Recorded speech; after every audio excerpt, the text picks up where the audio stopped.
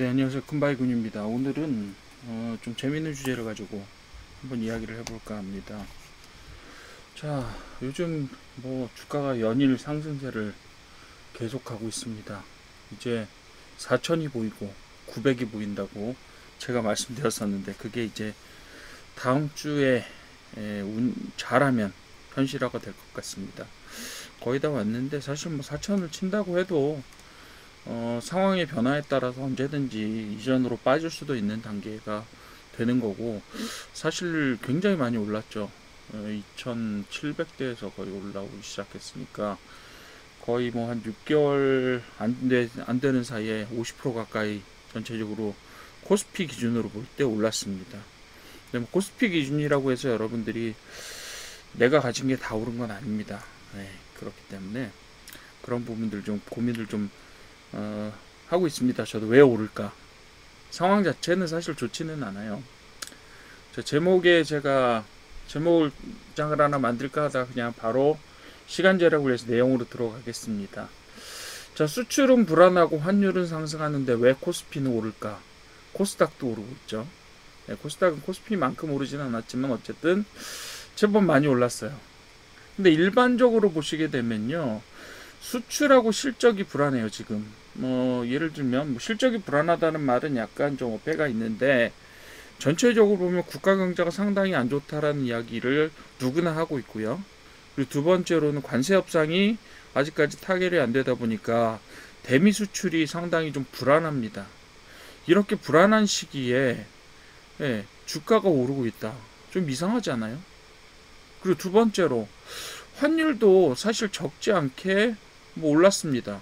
그죠? 뭐 생각 예상처럼 뭐 되게 많이 오르거나 이런 건 아니고, 그리고 어떤 분들이 말씀하시는 것처럼 달러 인덱스 대비해서 원화 환율이 매우 많이 올랐다 이렇게 얘기들 하시는데, 그렇게 말씀하시면 일본 환율은 36% 올랐는데 그건 왜 얘기를 안 하는지 모르겠어요. 그거는 좀 시장을 호도하려는 약간 그런 부분들이 있는 것 같아요. 네. 그런 좀 불순한 의도들은 좀 안 가지고 이야기들을 가지지 말고 이야기를 좀 했으면 좋겠어요. 마치 우리나라 경제가 망했으면 좋겠다라는 식으로 이야기하는 분들도 혹여 있는데, 그 부분은 사실은 사실이 아닌데 그걸 호도 안 했으면 좋겠다 이런 생각입니다. 예.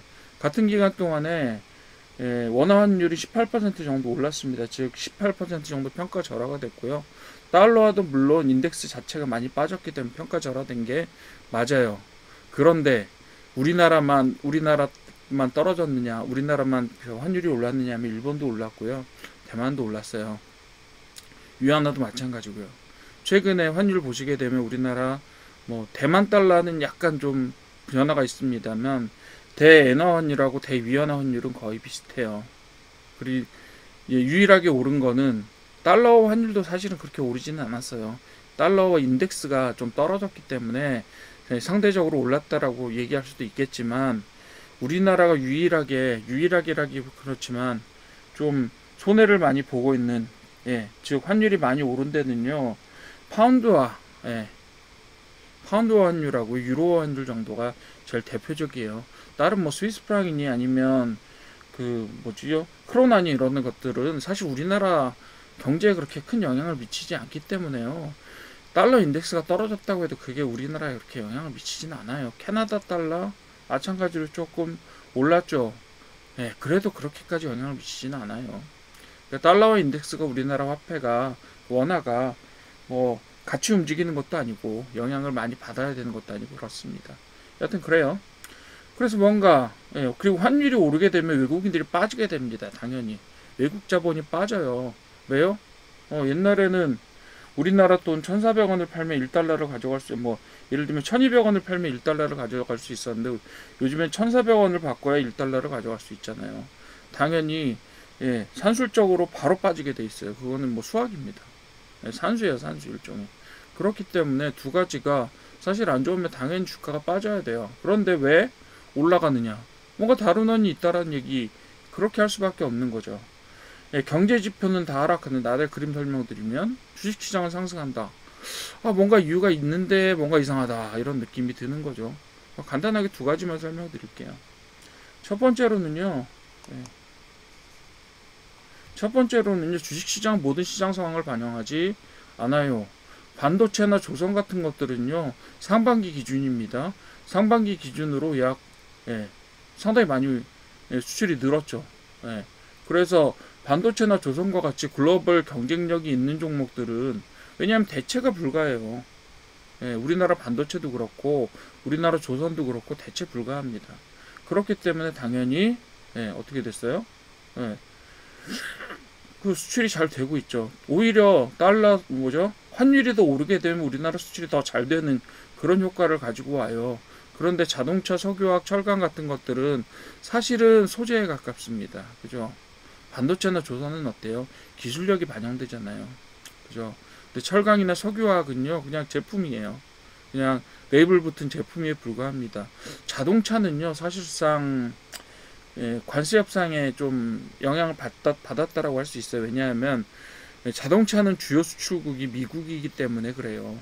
그렇기 때문에 약간의 영향을 받았습니다. 그럼에도 불구하고 앞으로 관세 협상이 타결이 잘 되게 되면 오를 거라는 기대감이 있어요. 수출이 그렇게 많이 빠지지는 않을 거예요. 빠져도 지금 한 3% 정도 빠지지 않을까, 혹은 제로로 유지할 수도 있지 않을까, 이렇게 생각을 하고요. 또 수출이 안 잡히는 게 뭐죠? 미국 공장에서 생산하는 내용이에요. 그런 것들이 있어요. 현대자동차는요, 미국에도 공장이 있잖아요. 그래서 우리나라 경제 수출이, 그 현대자동차 수출이 잘 안 된다고 하더라도 미국에서 생산하는 현대자동차는 여전히 현대자동차의 실적으로 잡힙니다. 그런 부분이 있어요. 그래서 반도체, 조선 그런 것들은 잘 되고 있다, 여전히. 대미 수출 둔화와 관련 없이 핵심 부품, 핵심 수출 품목의 실적은 견조하다. 그럼 우리나라 경제 안 좋다고 하는 건 뭐예요? 자영업자 안 좋다는 이야기고요. 코스피하고는 사실은 크게 관련 없는 경제 부분들이 상당히 좀 안 좋아요. 예를 들면 건설 경제라든가 이런 거, 그죠? 건설 부분이 이런 부분이 안 좋다, 이런 얘기 하고 있는 거잖아요. 그리고 대부분의 우리나라의 지금 그 코스피에 가장 많은 포션을 차지하고 있는, 많은 부분을 차지하고 있는 그런 종목들은 다 수출 관련된 종목이에요. 환율이 오르면 어떻게 된다? 실적이 좋아집니다. 그런 부분들을 생각을 하고 계셔야 되는 거예요. 그러니까 코스피가 시장의 모든 상황들을 다 반영하지 않습니다. 대기업 중심으로 반영되고요. 그리고 환율이 오르면 오히려 더 좋아지는 상품 중심으로 우리나라 코스피가 구성이 되어 있다, 이렇게 보시면 되는 거예요. 그래서 시장 특정 업종이 전체를 이끄는 구조, 즉 주식시장입니다. 여기서 시장은 특정 업종이 전체를 이끄는 구조이기 때문에 코스피는 올라갈 수 있는 원인들을 충분히 가지고 있다, 이렇게 보실 수가 있어요. 다음, 정책하고 자금이 심리로 이끌어지는 그런 내용들입니다. 예를 들면 상법 개정으로 배당이나 세제 지배구조 개편이 기대가 되고 있어요. 그래서 자사주를 많이 가지고 있는 회사들, 이런 회사들 중심으로 앞으로 주가가 오를 가능성이 높고, 그리고 이에 따라서 어떤 거죠? 지주사 같은 것들이 따라서 오를 수 있고요. 거기에다 실적 중심의 여러 가지 수출주, 주도주 이런 것들이 있잖아요. 그런 부분들이 끌어나가는 거예요. 그리고 우리나라가 아직도 저금리 기조를 유지를 하고 있고요. 그리고 미국도 곧 이제 트럼프의 압력에 의해서 저금리 기조로 변경될 가능성도 높다라고 생각을 다들 하고 있는 거예요. 그래서 이 상법 개정뿐만 아니라 미국의 자금 사정도 조금 변경될 수가 있어요. 그런 부분들의 기대가 결국은 어떻게 된다? 주가를 밀어오르는 그 힘의 한 축이 되고 있다라고 보시면 되겠습니다. 주가는 결국 뭘 먹고 사느냐 하면 기대를 먹고 살아요. 그 자금을 먹고 살고요. 지금 어떻게 되고 있냐 하면 기대감이 있고요. 그리고 자금 흐름에 대한 또 기대감이 있어요. 물량에 대한 기대가 있어요. 그렇기 때문에 그런 부분들이 결국은 코스피를 밀어 올리는 겁니다. 또 다른 부분들은 어떤 게 있는지 아세요? 부수적으로 몇 가지 이야기들을 해드릴게요. 일단은 우리나라 지금 경제 상황이 안 좋은데 다른 투자 수단이 그렇게 마땅치가 않습니다. 예를 들면 부동산 정책이 좀 강력하게 저기가 되고 있으니까, 시행이 될 예정이라고 하니까 약간은 부동산에 대한 투자가 예전보다는 조금 주식시장 쪽으로 전환이 되고 있는 게 사실이다. 이렇게 보셔도 될 것 같고요. 그래서 그 개미들 투자가 되게 지금 많이 늘고 있어요, 실제로. 그렇다는 얘기는 개미들 투자가 많이 들어오게 되면 결국은 언젠가 꺾이는 시장이 시작이다라고 말씀하시는 분들도 많은데, 뭐 그게 언제쯤 시작되게 될지는 저도 사실은 예측을 잘 못하겠어요. 그렇긴 하지만 어쨌든 상당히 많은 사람들이 시장에 들어와 있다. 그리고 상당히 많은 자금이 들어와 있다. 이 부분들은 사실인 것 같아요. 그 부분들은 확실합니다. 그래서 그런 부분들이 시장을 밀어 올리고 있는, 혹은 떨어지려는 추세를 막아주고 있는 어떤 그런 그 하나의 지지선이 되고 있다라고 보시면 될 것 같습니다. 마지막으로요, 여러분들 보시는, 저는 좀 주식 좀 아신다는 분들도 뭐 단순하게 어떤 원인 때문에 주가가 빠질 거다, 앞으로 파국이 올 거다 이렇게 얘기하시는데요. 그건 좀 두고 보시죠. 뭐 저는 계속 올라갈 거라고 생각하지는 않고, 이 랠리에도 어느 정도 끝이 있어요. 4천을 찍고 나면 사실상 좀 힘이 빠질 수도 있다라고 저는 봅니다. 근데 4천을 찍느냐 못 찍느냐는 사실 한 번은 찍을 것 같기는 해요. 제 예상으로는. 뭐 순간적으로 한번 찌르더라도 찍을 것 같긴 한데, 어쨌든 그게 뭐 베이스라인이 되지는 않더라도요. 근데 시장은 그렇게 단순하지 않아요. 시장에 어떤 변화가 일어나죠. 예를 들면 환율이라든가 이런 것들, 금리라든가 이런 것들의 변화가 일어나잖아요. 그러면 시장이 대책 없이 그것을 원인으로 해서 무너지는 혹은 올라가는 그런 형태를 띌 것 같지만, 시장은 항상 회복력이 있습니다. 그게 좋은 쪽의 회복력이기도 하고, 그리고 나쁜 쪽의 회복력이기도 합니다. 제가 예전에 학부 때 교수님한테 배웠던 가장 되게 중요한 금원 같은 게 하나 있어요. 그건 뭐냐 하면, 시장의 틈은 메꿔지기 마련이다라고 하는 거예요. 시장의 환율의 틈, 혹은 코리아 디스카운트, 혹은 코리아 프리미엄죠. 그런 것들도 어쨌든 시간이 지나면, 그게 시간이 많이 걸리든 적게 걸리든 간에 어쨌든 해소되게 되어 있어요. 그게 경제의 원리입니다.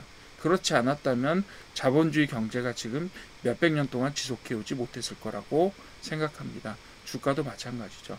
그래서 단일 변수로 시장을 설명할 수는 없습니다. 그리고 그 단일 변수는 결국 움직이는 방향의 반대 방향으로 항상 힘을 받게 되어 있어요. 그래서 업종이나 정책, 자금 심리화 같은 것들이 다층적으로 상호작용을 한다. 얘기는 뭐냐 하면, 서로 게임의 법칙에 따라서 움직여요. 누가 더 수익을 많이 올릴 수 있을 것인가를 서로 싸운단 말이죠. 그래서 하나의 알고리즘이 개발되더라도 영원히 그 알고리즘으로 시장에서 수익을 얻을 수가 없어요. 왜요? 항상 카운터 알고리즘이 생겨요. 그것이 지금까지 자본주의 시장을 지탱해온 원칙이에요. 그렇게 생각을 하시고 좀 관망해 봅시다.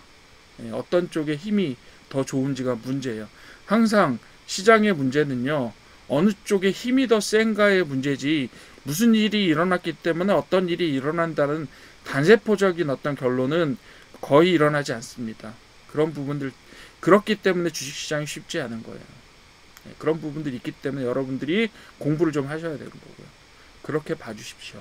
그래서 기대와 구조 변화가 단기 변동을 주도하고, 그것이 장기적인 어떤 변화의 토대를 만들어낸다라고 볼 수가 있습니다. 여기 네 가지요. 대표적이지만 전체는 아닙니다. 여기에 바닥에 흐르는 투자 심리라는 것도 있고요. 그리고 사람들은 언제나 합리적인 판단만을 하지 않기 때문에 그런 부분들이 역시 시장에 언제나 영향을 미치고 있다. 이런 사실들 항상 기억해 두시고요.